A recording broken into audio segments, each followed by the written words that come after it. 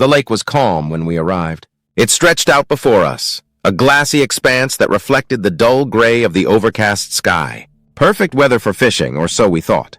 My friends and I had planned this weekend getaway for months. Just 3 of us, some beers, and the quiet isolation of the woods. The place was remote, miles away from the nearest town. Exactly what we needed. We rented an old cabin by the shore. It had the kind of charm that came with age, creaking wooden floors, peeling paint, and the faint musty scent of dampness that never quite left. There was something about it that felt off, though, like it held too many secrets in its walls. But I shrugged it off. The others were excited, and I didn't want to be the one to ruin the mood. Besides, it was just a cabin. What could be eerie about that? We wasted no time setting up our gear and getting out on the lake. The air was crisp, the water cool, and the silence was almost unnerving. But I felt at peace. The rhythmic cast and reel of the line was all I needed to calm my nerves. The others chatted away, but I stayed quiet, focused on the water. It was then that I felt it, the pull. At first, I thought it was a fish, a big one, maybe even the biggest I'd ever caught. The weight on the line was heavy, dragging with a force that made my rod bend dangerously low toward the water. My heart raced as I reeled it in, bracing myself for the fight. But what surfaced wasn't a fish at all. It was a necklace, old, tarnished, and tangled in a mess of weeds. I pulled it from the water, letting it dangle from my hand as I inspected it. The pendant was simple, shaped like a small, rusted anchor, but something about it felt wrong. I didn't know why, but the weight of it in my hand was unsettling. I turned to show the others, but they were busy, laughing about something that had happened earlier. I pocketed the necklace, telling myself I'd figure out what to do with it later. Maybe take it into town and see if it belonged to anyone. But as the day wore on, a strange heaviness settled over the lake. The air felt thicker, almost suffocating, and the once calm water now seemed to churn slightly, rippling with a strange energy. It was barely noticeable, but I couldn't shake the feeling that something was watching us. As night fell, we retreated back to the cabin. The others built a fire, and we drank, laughed, tried to push away the weirdness of the day. But that necklace, it gnawed at the back of my mind. I kept finding my hand drifting to my pocket, my fingers tracing the cold metal of the pendant. I didn't tell the others about it. Not yet. It didn't seem important. But I couldn't shake the unease. Later that night, as the fire died down and the others dozed off, I found myself drawn back to the lake. Something was pulling me, something I couldn't explain. The wind had picked up, and the once placid surface of the water now writhed as if disturbed by something deep below. I stood at the shore, staring out into the darkness, the necklace clenched in my hand. That's when I saw it. A figure, pale, half submerged in the water. At first I thought it was a trick of the moonlight, but then it moved, slowly, deliberately. It rose higher, water cascading from its body, revealing a gaunt, skeletal figure, skin wrinkled and bloated, eyes hollow and sunken. It was a man, or at least it had been once. I froze, unable to move, unable to breathe. The figure glared at me with a malice that felt ancient, its eyes boring into mine. And then I saw the necklace, the same anchor pendant hanging around its neck. Before I could react, the figure's mouth opened, and a gurgling, rasping voice escaped it, barely above a whisper, but cutting through the night air like a knife. "Give it back!" I stumbled backward, the weight of the necklace suddenly unbearable in my hand. My heart pounded in my chest as the figure began to move toward me, its footsteps silent as it glided across the water's surface. Panic surged through me, and I turned to run, but the figure was faster. Its cold, wet hand grabbed my ankle, yanking me down into the freezing water. I gasped, thrashing, trying to pull free, but the grip was unrelenting. The water surged around me, pulling me down, and for a moment I felt as though I were sinking, being dragged deeper and deeper into the lake. The cold was numbing, the pressure building in my chest as I struggled to keep my head above the surface. And then, just as suddenly as it began, the grip loosened. I scrambled to my feet, breathless, heart racing. The figure was gone. The lake was still once more, the surface as smooth and glassy as it had been that morning. But I knew it wasn't over. The necklace in my hand burned cold, its weight heavy with the promise of something far worse yet to come. I barely slept that night. Every time I closed my eyes, I saw the figure from the lake, its sunken eyes, the way its skeletal fingers had gripped me like icy shackles. I kept hearing that voice, that rasping, gurgling demand. "Give it back!" The others had no idea what had happened. I couldn't bring myself to tell them, not yet. They wouldn't believe me, and honestly, I wasn't even sure I believed it myself. Morning came, gray and bleak. The lake looked serene again, as if the horrors of the night before had been a fever dream. But I knew better. I felt it in my bones. Something was waiting beneath that calm surface. Something was watching us. We spent the day on the water again, but I couldn't shake the dread that clung to me like a second skin. Every time my line hit the water, I half expected something to reach up and grab it. The necklace weighed heavily in my pocket, a constant reminder of the previous night's encounter. The others laughed and joked, oblivious, but I couldn't join them. Not with that thing out there waiting. By mid-afternoon, the sky had darkened, thick clouds rolling in. The wind picked up, sending ripples across the lake, and a deep, unsettling chill settled over the water. I could feel it again, that strange pull, like something was calling to me from the depths. I decided to head back to the cabin early, making an excuse about needing to rest. The truth was, I couldn't be near the water any longer, not with that thing lurking beneath it. As I trudged through the woods, the wind howled through the trees and the cabin came into view. I stepped inside, locking the door behind me, and tossed my gear on the floor. My heart raced as I pulled the necklace from my pocket, holding it up to the dim light of the cabin. The pendant swung slowly, the rusted anchor glinting faintly. Why did this feel so familiar? Why did it feel like more than just a lost trinket? Suddenly, the cabin's door creaked open, slow and deliberate. I froze, my breath catching in my throat. I hadn't heard anyone approach. My friends were still out on the water. I was alone. The door slammed shut behind me, the sound echoing through the small space. My pulse quickened as I slowly turned toward the door, expecting to see one of my friends. But there was no one. I stood there, gripping the necklace tight in my hand, the silence suffocating. The wind outside had died down, but something was wrong. The air inside the cabin felt colder, thicker, like it was pressing down on me, And then, from behind me, came the sound of footsteps. Wet, squelching footsteps. My blood ran cold as I spun around, but the room was empty. Just the old furniture, the fading light filtering through the grimy windows, and the faint scent of lake water clinging to the walls. But the footsteps didn't stop. They grew louder, closer, as if someone or something was walking toward me, though I saw nothing. Then, the whisper came again, the same voice from the lake. The same cold, dead rasp. Give it back. A sudden gust of wind blew through the room, knocking over a chair. The windows rattled in their frames, and the door banged against its hinges. The air felt electric, charged with something dark, something angry.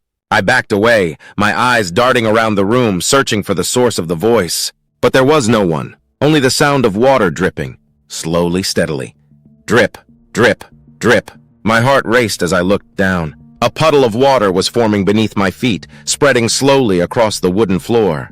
And then I saw it. Footprints, wet and misshapen, leading toward me from the front door. Footprints that hadn't been there before. I dropped the necklace. The pendant clattered to the floor, and as soon as it hit the ground, the room went deathly silent. The wind stopped.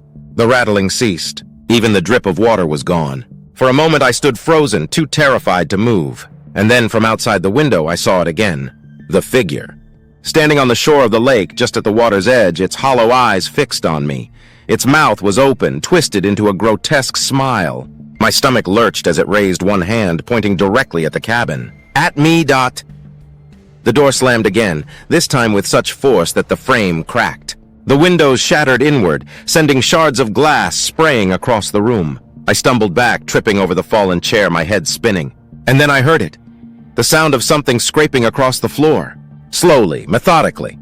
I looked down in horror as the necklace began to move on its own, dragging itself across the room toward the door, leaving a trail of water in its wake. The voice came again, louder this time, more insistent. Give it back! The door creaked open, and the necklace vanished into the darkness outside. I bolted for the door, my mind racing, but when I stepped outside, the figure was gone. The lake was still, silent, as if nothing had happened. But I knew it wasn't over. I could still feel it watching me, waiting for the right moment to strike. The necklace was gone, but whatever I had unleashed wasn't finished with me yet. Not by a long shot. The next morning was different. The air around the cabin was heavy, thick with an oppressive tension that none of us could shake. The lake, once tranquil, now seemed ominous, its surface disturbingly still, almost as if it were waiting. My friends noticed the shift too. They joked less, their voices quieter, their eyes glancing toward the water more often than not. No one mentioned the broken windows or the strange damp footprints in the cabin. I didn't know how to explain it, and a part of me didn't want to try. But deep down I knew something was coming. The figure from the lake, it wasn't just a ghost story or a trick of the mind. It was real, and it wanted something. It wanted me. That evening, the storm rolled in. Dark clouds blanketed the sky, and the wind howled through the trees like a warning. We huddled inside the cabin, the fire in the hearth doing little to fend off the growing chill. My friends were on edge, though they tried to hide it. We all felt it, the weight of something unseen, creeping closer. Around midnight, the storm reached its peak. Thunder rumbled, shaking the cabin to its foundation, and lightning flashed across the sky in jagged, violent bursts. Rain lashed against the windows in sheets, and the lake roared, its waves crashing against the shore like angry fists. That's when we heard the knock. It was faint at first, barely audible over the storm. Just a single sharp tap on the cabin door. We all froze, staring at each other, waiting for someone to speak. But no one did. The knock came again, louder this time, more insistent. My heart hammered in my chest as I slowly rose to my feet, my legs feeling like lead. "What the hell is that?" one of my friends asked, his voice shaky. I didn't answer. I couldn't. I already knew what it was. The knocking turned into pounding, heavy fists slamming against the door, rattling it in its frame. The sound was impossibly loud, drowning out the storm. I took a step toward the door, my hand trembling as it reached for the handle. "Don't," my other friend said, his voice barely above a whisper. "Don't open it." But it was too late. I had to know. As my fingers closed around the cold metal of the doorknob, everything went silent. The pounding stopped. The wind, the rain, even the thunder, everything ceased in an instant, leaving only an eerie, suffocating quiet. I swallowed hard, twisting the handle and pulling the door open. No one was there. The wind howled, sending a gust of cold air into the cabin, but the porch was empty.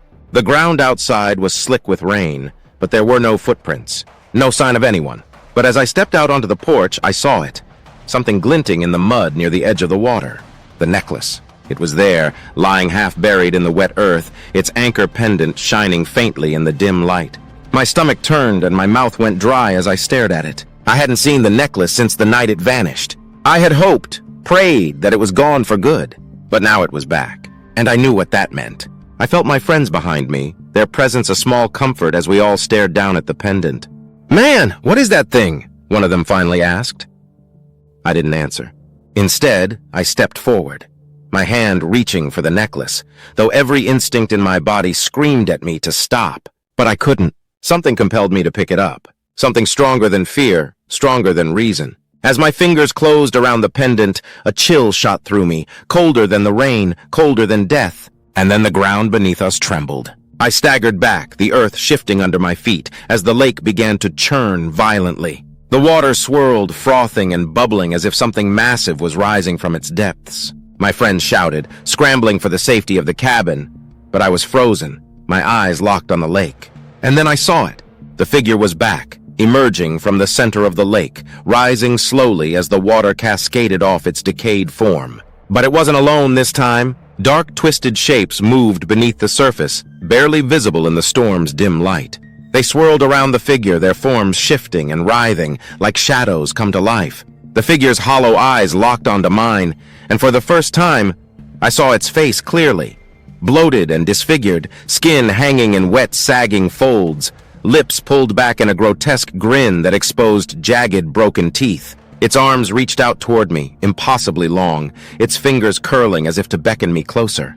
My heart pounded in my chest, my breath coming in ragged gasps. I wanted to scream, to run, but my legs wouldn't move. I was trapped in place, watching as the figure and its companions drew nearer, the water rising with them. And then, just as the figure stepped onto the shore, it stopped, its hand outstretched, the necklace in mine. The air around us was thick with tension, the storm still raging in the background, though the sound seemed distant now, muted. The figure's hollow eyes bore into me, and in that moment, I understood. It wanted the necklace. It wanted what I had taken. I felt my hand trembling as I held out the pendant, my heart thudding in my chest.